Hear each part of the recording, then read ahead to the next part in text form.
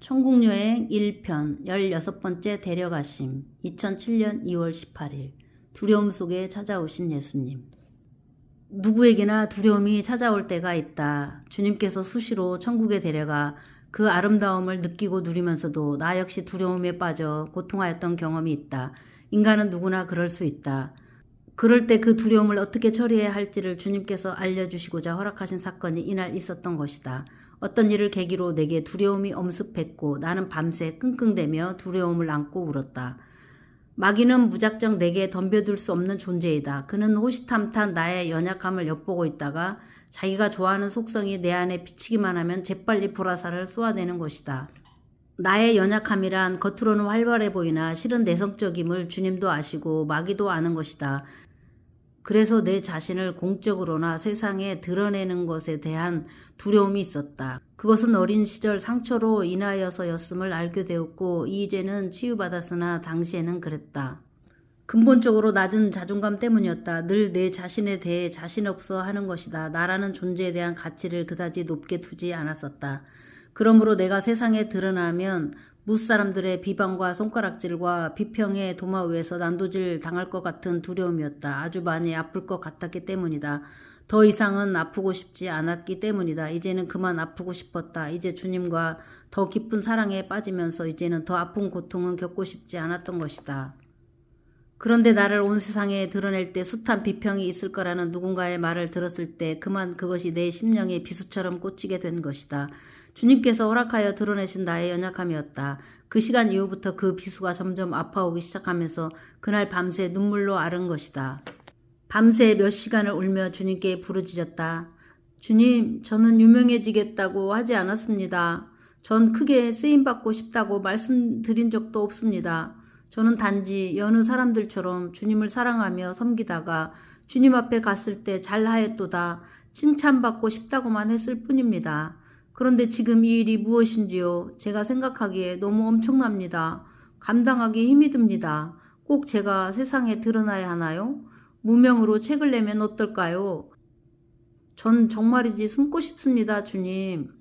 두렵습니다. 두렵습니다. 주님, 나를 붙들어 주소서. 한없이 나약한 인간의 모습을 여지없이 드러내며 초라한 작은 새 한 마리가 되어 지구 한 귀퉁이 어둠 속에서 떨며 웅크리고 하염없는 통곡의 기도를 드리고 있는 나였다. 울다 지쳐 자리에 누웠다.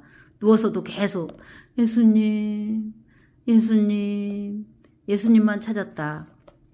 그때 갑자기 머리가 아니 온몸이 공중 회전하듯 휘잉 도는 느낌이 들었다. 마치 회전근해나 청룡열차 같은 것을 탄 느낌이 이런 것일까? 난 실은 겁이 많아서 이런 놀이기구들을 타본 적이 없다. 뭔가 주님께서 말씀하시려는 듯한 느낌을 받았다. 그러므로 몸과 마음을 주님께 맡기고 이끌려갔다. 나를 자주 데려가시던 휘고 큰 성전 중앙에 예수님과 내가 있었다. 나는 예수님 앞에 무릎 꿇은 채 고개를 숙이고 있었고 예수님은 내 머리에 안수하고 계셨다. 두려워하지 말라. 내가 너와 함께함이라. 놀라지 말라. 나는 내 하나님이 됨이라. 내가 너를 굳세게 하리라. 참으로 너를 도와주리라. 참으로 나의 의로운 오른손으로 너를 붙들리라. 이사야 41장 10절.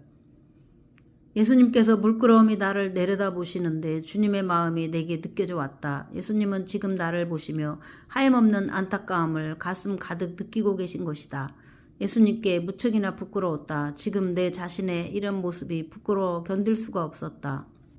그런데 더 기가 막힌 것은 부끄러움은 부끄러움대로 느끼면서 여전히 예수님 발 앞에 엎드려 또 울음을 토해내고 있는 내 모습이었다. 다시 말해 이론으로는 이러면 안 되는 걸 아는데 실제에서 적용이 안 되고 있는 것이다.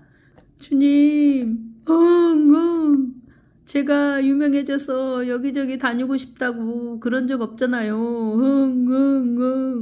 제가 세상에서 훌륭한 사람이 되고 싶다고 한 적 없잖아요. 전 그냥 제 작은 정성으로 주님을 기쁘시게 해드리고 싶은 것 뿐이에요. 지상에서 드리던 기도를 천상에서 예수님 앞에서 다시 한번 또 아뢰고 있는 것이었다. 나는 갑자기 모든 것이 두려워진 것이다. 무엇이든 주님이 내게 행하시는 일에 의심이 가는 것이었다. 과연 제대로 가고 있는 것일까? 이제 생각해보면 순전히 마귀가 주는 생각일 뿐인데 그 당시에는 무지 심각했다. 예수님께서 묵묵히 나를 내려다보시더니 말씀하셨다. 내가 너를 만들었다. 나는 너를 잘 안다. 내가 연약함으로 내가 너를 쓰는 것이다. 너의 연약함으로 내가 나의 영광을 취하리 하는 것이니라. 다시 말하거니와 두려워 말라. 내가 말하지 않았느냐. 내가 너와 함께 한다고. 주님을 온전히 의지하지 않는 나에게 예수님께서 서운하신 듯한 모습을 보이셨다. 감동을 주시지 않으면 아무리 믿으려고 해도 되어지지 않음을 그때 깨달았다. 누구보다 내 자신이 주님을 믿고 확신하고 의지하여 지금의 이 고통에서 벗어나고 싶을 터였다. 그런데 그것이 내 뜻대로 되어지지 않는 것이었다. 오직 성령님께서 나에게 감동 주실 때만이 믿어지고 확신하고 담대해지고 하는 것을 다시금 알게 하시면서 내 스스로의 믿음에 대한 교만한 마음을 버리도록 해주셨다. 주님께 감사드립니다. 다시 주님 발치의 옷자락을 붙잡고 늘어졌다. 주님, 나를 붙드소서, 붙드소서. 예수님께서 나를 일으키시고 나의 어깨를 감싸 안고 성전을 거니셨다. 아무 말씀 없이 그저 나를 안고만 계신데도 내 안에 평안이 임하기 시작했다. 다시금 마음에 담대함이 차오르기 시작했다. 내가 너를 통해 나의 일을 하리라. 내가 하는 것이 아니고 내가 하는 것이니라. 내가 출판하고 내가 말한다. 너는 단지 나의 도구로 쓰임받는 것이니라. 내가 너를 통해 세계의 많은 영혼들을 구원할 것이니라. 그렇다. 나는 주님께서 이름 주신 그대로 주님의 음성을 대신 전하는 소리일 뿐이다. 나는 두려움 속에 기도하는 가운데 나라는 존재를 의식하는 나의 모습을 발견했다. 그런데 지금 내가 아무것도 아니며 그저 보이지 않는 소리일 뿐이라는 것을 자각하게 되었을 때, 다시 말해서 나의 실체를 발견하게 되었을 때 내 안의 평안과 담대함이 다시 찾아온 것이다. 두려움이란 내가 만들어 놓은 그 무언가가 허물어질까 염려하면서 오는 마음인 것을 알았다. 욥을 공격했던 마귀도 욥에게 감추어져 있던 두려움을 틈타서 공격했다고 믿는다. 그의 두려움을 근거로 하나님께 송사하고 공격의 빌미를 제공받은 것이다. 그것을 환난을 맞이한 욥의 부르짖음에서 발견할 수 있다. 내가 두려워하는 그것이 내게 임하고 내가 무서워하는 그것이 내 몸에 미쳤구나. 나에게는 평온도 없고 안일도 없고 휴식도 없고 다만 불안만이 있구나. 욥기 3장 25절에서 26절. 얼마나 많은 사람들이 나라는 존재를 의식하고 내가 만들어 놓은 탑이 허물어질까 불안해하며 두려움 속에 지낼까 하는 생각을 하게 된다. 내 모습이 바로 그러했다. 간만에 몇 시간에 걸쳐 느껴본 이 불안과 두려움, 이것은 주님께서 의도적으로 나에게 허락하신 심정이었다. 주님께서 허락지 않으시면 그 어떤 두려움이나 불안이 나에게 깃들 수 없는 것이다. 이 사건을 통해 주님께서 우리에게 하고픈 말씀이 있으시기 때문이라 믿는다. 너를 바라보는 내 심정이 이토록 안타깝구나. 내가 너를 보고 있고 너와 함께 하고 있다고 하지 않았느냐. 두려워 말라고 하지 않았느냐. 내가 너를 붙들고 있다고 하지 않았느냐. 두려움은 마귀가 가져다 주는 것이다. 내가 그 두려움을 내 마음에 받아들인 것은 바로 마귀를 받아들인 것이나 다름이 없는 것이다. 그런데 나는 그저 울며 두렵다고만 기도하고 있던 것이다. 성령님의 도우심을 구하며 내 안에 두려움을 가져온 마귀를 쫓아냈어야 했는데 말이다. 예수님께서 나를 성전 밖으로 이끄시어 데려가신 곳은 특별한 연못이었다. 예수님께서 그곳에 나를 세워놓고 머리 위로 여러 번 계속 물을 끼얹으셨다. 예전 이 연못을 두고 말씀하시던 것이 떠올랐다. 이 물은 영원히 목마르지 않는 물이며 죄사함을 입는 물이다. 간밤에 두려움에 떨던 나의 모습, 그것은 주님께서 그간 나에게 주신 은혜를 잊어버린 모습이었다. 나의 모든 죄와 저주와 사망에서 해방시키신 예수님의 십자가의 공로를 잊은 행위이다.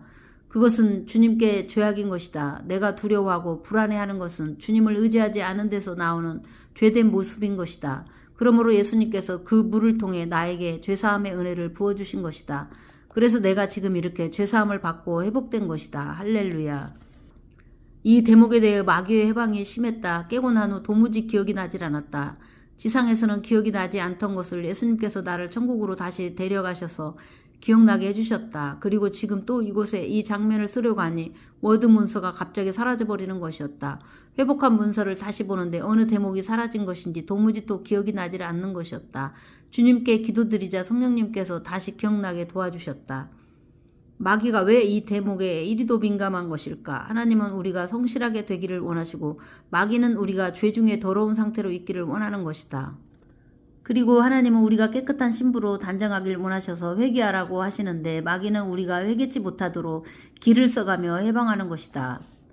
내게 두려움과 불안이 임한 것을 회개해야 한다. 아까 말처럼 두려움과 불안은 마귀가 가져오는 것이고 내가 용납하였기에 들어오게 된 것이기 때문이다. 내가 마귀를 나도 모르게 받아들인 것을 회개해야 하는 것이다.